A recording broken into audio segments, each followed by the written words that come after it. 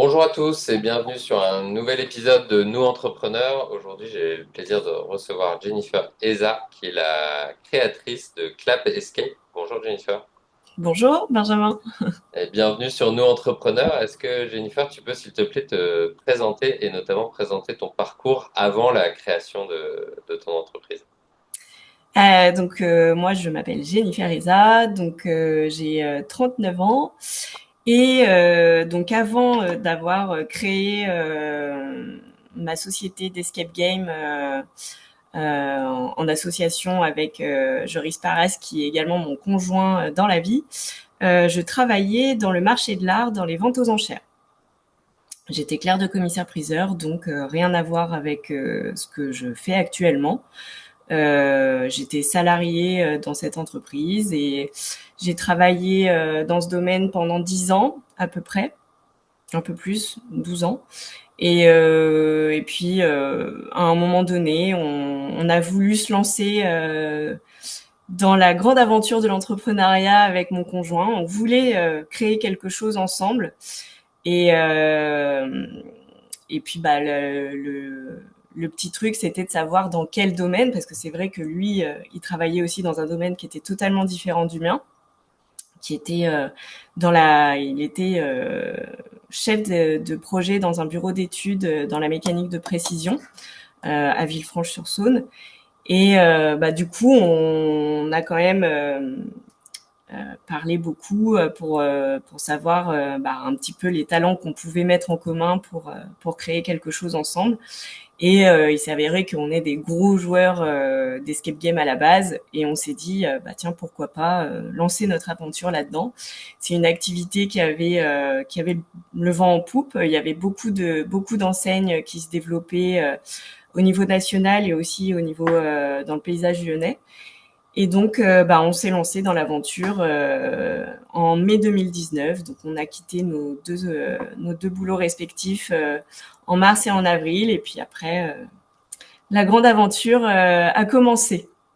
Top. Alors, pour revenir un petit peu là-dessus, justement, qu'est-ce qui a fait que c'est passé de discussions qui ont peut-être mûri pendant un moment au passage à l'acte, en plus en tous les deux, donc en étant salariés et en vous lançant à deux, il y a eu un déclic?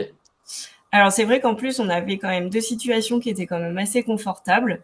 On avait deux métiers qu'on adorait et c'est vrai que moi c'était un métier passion aussi. En fait, on voulait vraiment créer quelque chose de A à Z et puis ne plus être dépendant d'un patron. Et en fait, vraiment travailler pour soi et et de gérer un petit peu une entreprise comme nous on l'entendait, comme nous on le voyait en tout cas. Et on avait les mêmes aspirations, donc ça c'était quand même assez chouette. Et puis on avait vraiment des talents bien différents qui ont pu se compléter pour qu'on puisse créer, on va dire un peu plus sereinement l'entreprise. Donc ça c'était vraiment aussi deux points en plus. Mais oui, le déclic c'est que on en avait un peu marre de travailler pour quelqu'un d'autre. En Ok, gros c'est ça. ça marche. Merci. Et donc, qu'est-ce que vous avez créé? Que fait ton entreprise? À qui vous vous adressez? Qu'est-ce qui fait que les gens viennent et reviennent?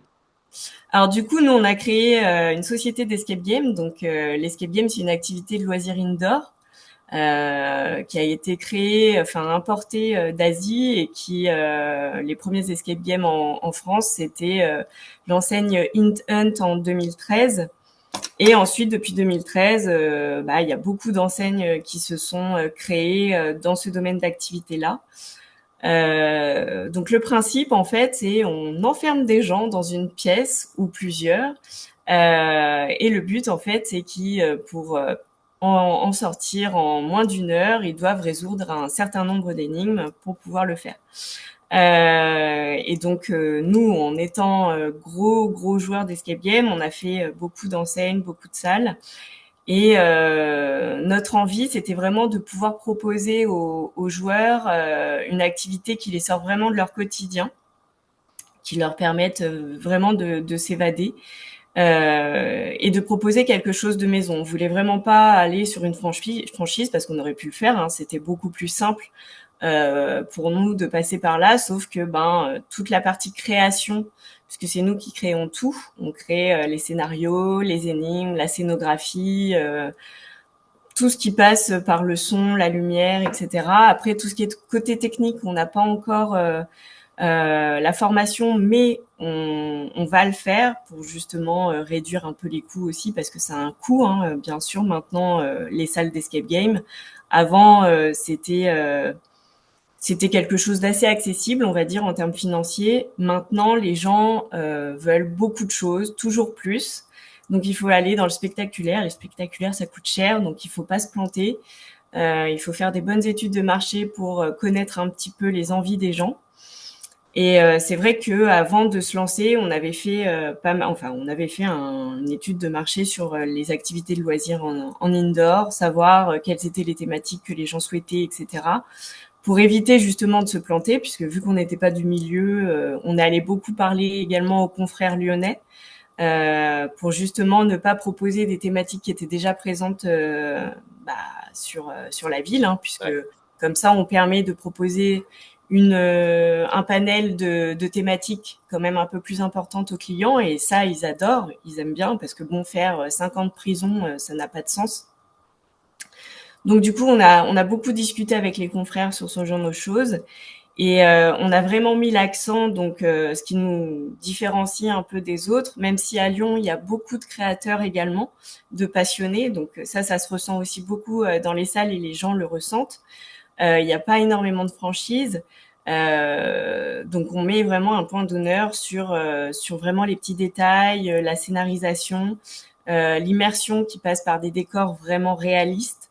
Et c'est ça qui ressort aussi des avis de nos clients. Et c'est comme ça que le bouche à oreille a commencé, parce que notre activité s'est beaucoup basée aussi sur le bouche à oreille. Et ensuite, c'est vrai que les bons avis entraînent des bons avis, etc.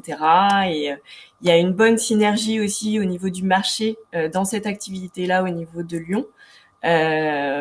Tout, à peu près toutes les enseignes s'entendent très bien. On fait plusieurs réunions, etc.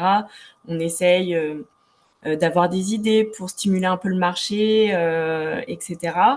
Et c'est vrai que c'est intéressant de fonctionner comme ça, parce que une fois que les gens ont fait toutes nos salles chez nous, c'est vrai que pour les fidéliser, c'est un peu plus compliqué qu'un magasin où on peut leur revendre un peu des choses. Du coup, on aime bien les orienter chez des confrères. Et c'est vrai que ça fonctionne bien aussi comme ça. On donne les flyers des uns et des autres, et pareil pour les confrères. Donc c'est vrai que ça tourne quand même pas mal. Et vu que les salles sur Lyon sont quand même d'une très belle qualité, c'est pour ça que les gens aussi viennent chez nous, et par rapport aux thématiques qu'on propose, qui sont des thématiques originales et qui n'étaient pas encore vues sur Lyon. Ok, top. Et alors, c'est pour qui? C'est pour les enfants, pour les adultes, pour les gens super intelligents, pour les Alors, matheux, l'activité d'escape game, en fait, c'est vraiment ouvert à tout le monde. C'est-à-dire que c'est ouvert de 10 ans jusqu'à 80, 90 ans. C'est pas forcément ouvert que pour les personnes qui adorent les mathématiques, non. Parce que ça mêle vraiment beaucoup de choses. On aime bien équilibrer nos salles entre la fouille et l'observation, des manipulations à faire avec des objets, des interactions, etc. Et puis il y a quand même un peu de réflexion aussi, forcément. Mais l'escape game, de toute façon, vous êtes toujours guidé également par un game master qui vous suit tout au long de la session, et qui est là pour vous aider si ça bloque à un moment donné. Ok. Euh, donc l'escape game, c'est vraiment pour tous les âges, pour toutes les catégories sociales. C'est vraiment une activité qu'on peut partager aussi en famille.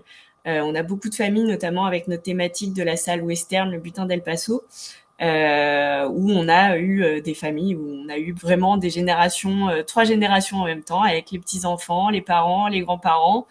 C'est vraiment très très sympa à voir, parce que ça fait une bonne cohésion, et puis ça permet de consolider aussi la communication. Pareil aussi pour les team building entre Ouais, collègues, hein. justement, sur les entreprises, vu qu'on s'adresse pas Absolument, mal à des entrepreneurs, tout à est-ce fait. que on ressort énervé parce que Thomas n'a pas trouvé l'indice qu'il fallait, ou est-ce qu'on ressort plutôt J'ai envie de soufflé? te dire que c'est plus parce qu'en général, il y a toujours le boss qui est à l'intérieur de la salle pour voir un petit peu comment ça se déroule au niveau de ses salariés. Et en fait, ça se passe bien quand le patron est à l'écoute de ses salariés et qui drive bien. Mais c'est un bon exercice, je trouve, enfin l'activité d'escape game pour un team building, parce que c'est vrai que l'escape game, en fait, tous les salariés sont au même niveau. Ils sont plongés dans un univers que personne ne connaît. Et c'est là où on voit aussi les personnalités se révéler.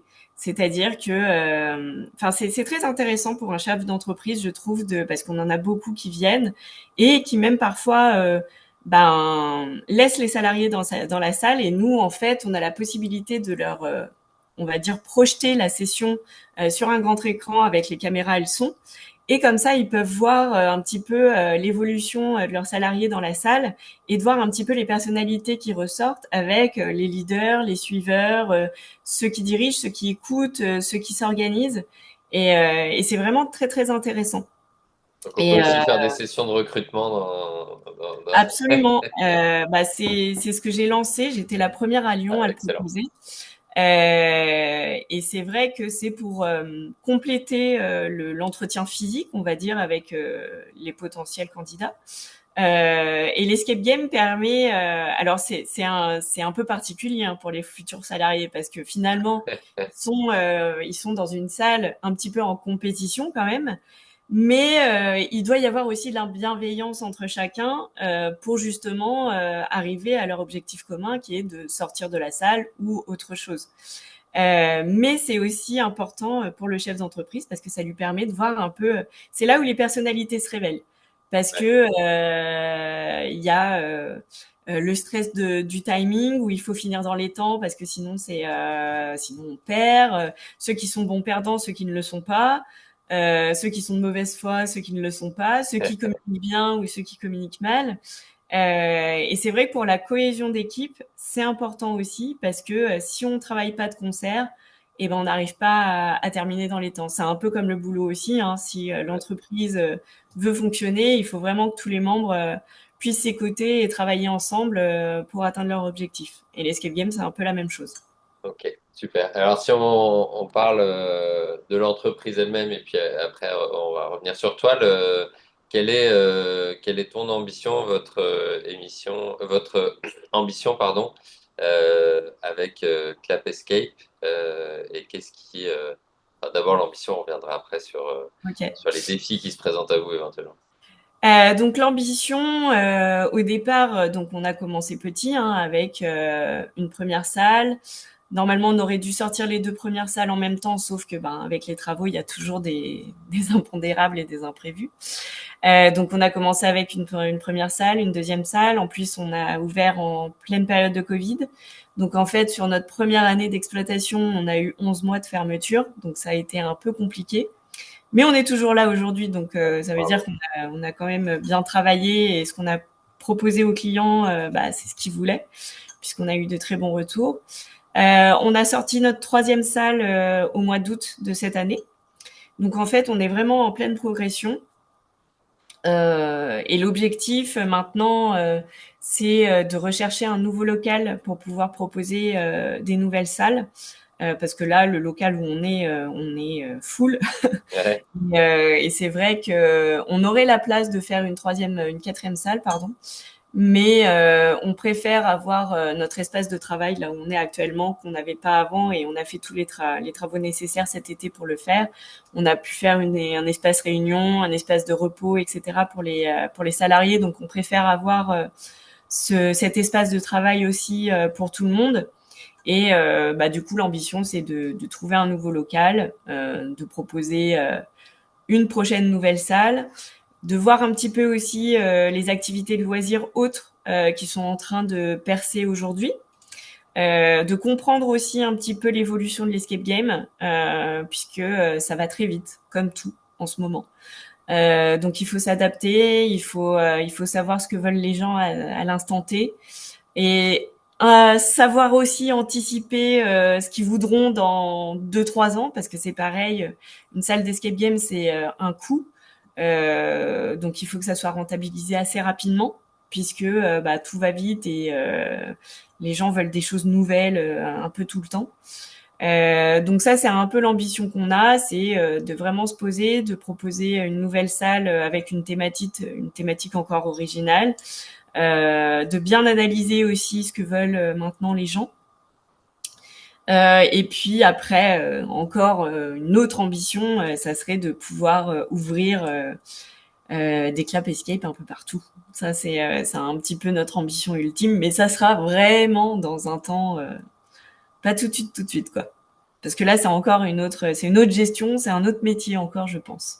Ouais, bah, effectivement, on pourra reparler de ça après, des différentes étapes sur l'évolution de l'entrepreneuriat, effectivement, entre créer, stabiliser, manager, et puis après avoir déjà peut-être un centre, deux centres qui tournent, y compris quand on Ouais, n'est pas là, et puis après être capable de répliquer ça une fois que le absolument. prototype quelque part C'est ça, est validé. Super. tout à fait.